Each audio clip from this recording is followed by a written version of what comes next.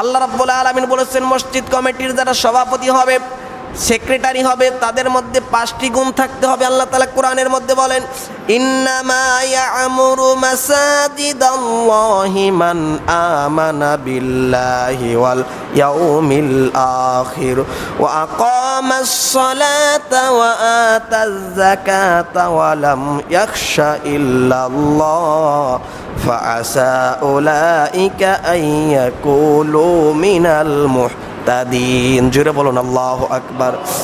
যারা মসজিদ কমিটির সভাপতি, সেক্রেটারি হবে, তাদের মধ্যে 5টি গুণ থাকতে হবে। 1 নাম্বার হলো তার মধ্যে থাকতে হবে আল্লাহ পাকের ঈমান। আল্লাহ পাক বলেন, ইন্নামা ইয়া'মুরু মাসাজিদাল্লাহ মান আমানা বিল্লাহ, আল্লাহর প্রতি ঈমান থাকতে হবে, ওয়াল ইয়াউমিল আখির, আখিরাতের প্রতি তার ঈমান থাকতে হবে, ওয়া আকামাস সালাতা, তার নামাজ কায়েমের আন্দোলন করতে হবে। 4 নাম্বার ওয়া আতা যাকাতা, যাকাত প্রদান করতে হবে। 5 নাম্বার ওয়া লাম ইয়াখশা ইল্লাল্লাহ, আল্লাহ ছাড়া অন্য কাউকে ভয় করা যাবে না।